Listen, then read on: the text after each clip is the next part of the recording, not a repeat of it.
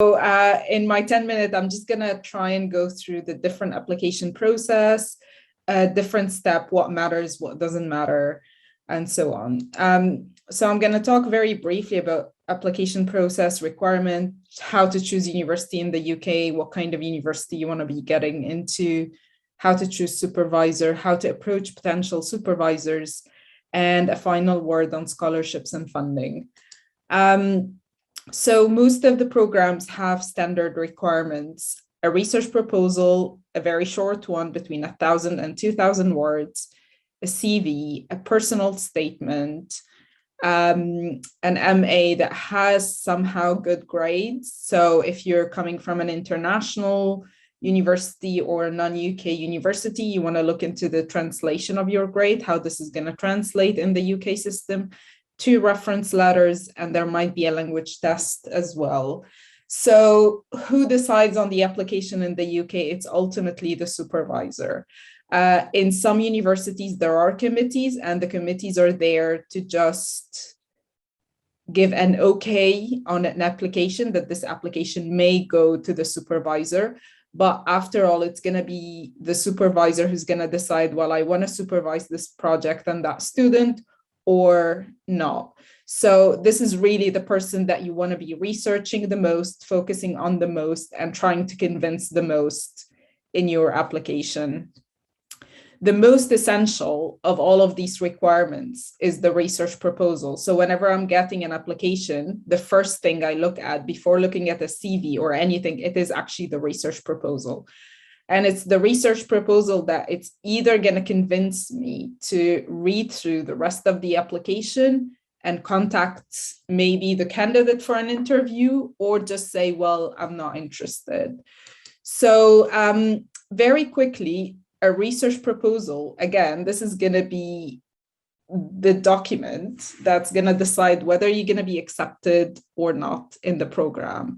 And in the UK, yes, we talk about 1,000 word or a 2,000 word long document, but we expect it to be quite developed. Theoretically, we expect an articulate research question, a short literature review, an understanding of what the theoretical debates are that you're going to be contributing to, maybe some hypotheses or a theoretical or conceptual framework, with also a methodology section to know what you're doing, whether you actually know what you're going to be doing or not, whether you have an idea of what kind of methods you're going to be using, whether the research is feasible, and a timeline to also know that the research is going to be feasible in 3 years, which is the length of a PhD program in the UK, but it's a 3+1. So it's a 3-year official program, but we've got 1 or a 4th year that we call it the writing year. And references. I think maybe how to write a research proposal, this might be the topic of another session that Mark might consider doing in the future. But very briefly, this is where you really want to be putting most of your effort. If I get a research proposal that does not have a question, I'm not going to continue reading. It's as simple as that. If it does not have a methodology, I'm not going to spend time on the rest of the application. So you really want to hit those 6 boxes, have it as subsections, make it very clear that you understand what you're getting into in that PhD program. It does not mean that when you're accepted, you're going to be held, let's say, to the topic and the methodology that you've submitted initially, but it is an indication for us, first of all, what your research interest is and whether you know what a PhD entails. There are plenty of resources online on how to write good research proposal. The recommendation that I always have for many applicants is looking at the book by Blakey Norman, Designing Social Research. In the index, there is several samples of research proposal that are very, very helpful, and they include several topics and themes in social science research. So you can find something that's more or less close to what you're doing. Also, Halperin and Heath, Political Research. In the online resources, there are sample research proposals that you want to look at. Some universities as well, they do advertise documents and they do advertise sample research proposals. So do definitely have a look at these. Finally, it's very important to bear in mind in the UK, the application process is as follows. You have a research proposal, then you're looking for a supervisor in a university that can serve the purpose of your research, not the other way around. You're not going to a supervisor, you're not going to a university, you have a research proposal that you're trying to sell around.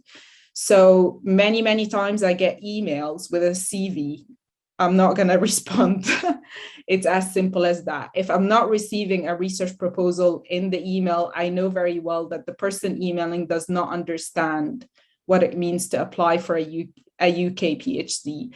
So again, it's really important to bear that in mind. If you email a supervisor and you don't have a research question, probably you're not going to receive a response.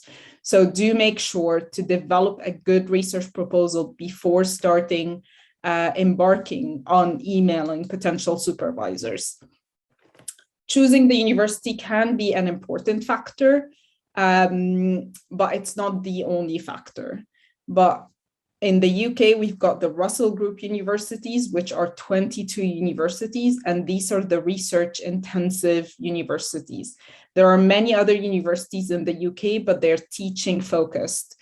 So you want to do your PhD in a research-intensive institution. So look at these 22 lists of universities, look at their departments, ask yourself, which one is a good fit for the proposal that you're trying to sell? Is there a community or there research groups where the research proposal can be a good fit? You don't want to be in a place where you're going to be totally isolated. So definitely do your research on the university, but ultimately your focus needs to be on the supervisor. It's like the supervisor is going to be the ultimate person making that decision on the application. You have to focus on choosing the supervisor. First, make a really thorough research about the potential supervisor's research interest, publication, grants, keep updated to what they're doing.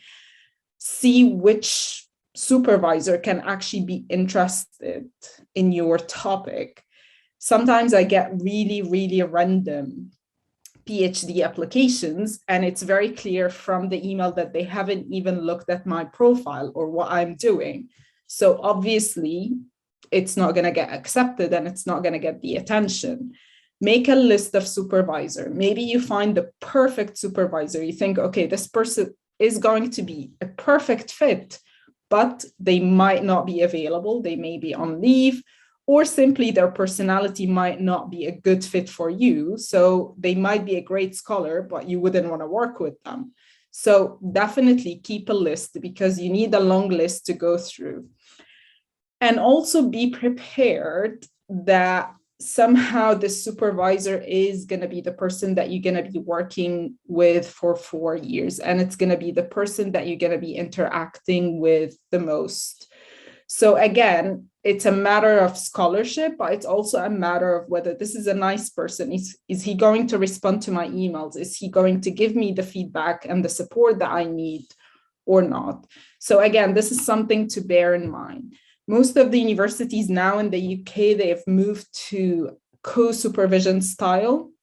So there is a primary supervisor, but you will be assigned a second supervisor. Sometimes the division can be 50-50, 60-40, 70-30, depending on availability and topic and arrangements. But you need to at least focus on choosing one supervisor, and this maybe that first supervisor will suggest a second supervisor from their side, or the university will appoint a second one for you. But do definitely work intensively on finding the right supervisor. Again, if you don't have a topic, you wouldn't know which is the best supervisor. So definitely having a proposal is the first step forward. How to approach potential supervisors. It is really tricky. And sometimes the email is kind of the first impression that you give to that potential supervisor.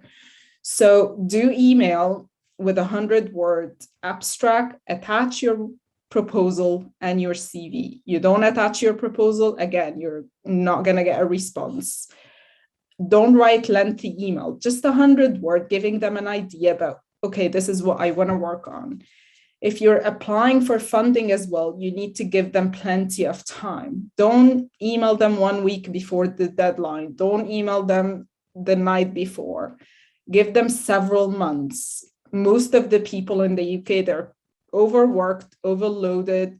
They might take a week or two to get back to you. So you want to give them plenty of time. So if you want to get in like a scholarship that has a deadline in December or January, start sending emails in September and in October. Also be prepared to do several rounds of revisions on your proposal. If I get a proposal and I'm really interested in supervising, it's like you're also looking for the best supervisor. I'm also looking for the best students. So I'm going to ask them for rounds of revisions. I'm going to test and see how they're going to respond to feedback, whether this is a person that I also want to work with for 3-4 years or not. So be prepared to do the extra work. It actually is a good sign that the supervisor is reading and wants to engage with your project. So don't be offended. Don't think that there's something wrong. It's actually a good sign. And most of my colleagues who actually take the supervision seriously, that's really what they do. They give feedbacks, they give rounds of revision, and it is actually a kind of support. So if you're applying for funding, which is extremely, extremely competitive, you want a supervisor who's going to support you through that process. Don't send email, again, without a research proposal. Don't send generic emails. Dear ma'am, dear sir, dear professor. Again, you know, these templates are not going to work. Also, don't expect a swift response. Give 1 to 2 weeks. After 2 weeks, you may send a friendly reminder, but don't expect a response within 24 hours. Mark, I've got a final word on funding. Do I have time or? Really quick. Yeah, okay. So funding in the UK is a little bit competitive. There are a couple of schemes like the ESRC. And the ESRC, it's regional. So each region, depending which university is falling in which region, they have a particular scheme for different region. Some regions are open for international students, some are not open for international students. So you want to check whether you're eligible, you're not eligible or not. Universities often have scholarships, but they're very, very few and extremely, extremely competitive. And often they run across several departments. So you would be competing with people, for example, submitting from sociology or social policy. There are some finders, search boxes, depending on nationality, you may find some schemes as well. But again, funding is the main competitive issue in the UK. Thank you.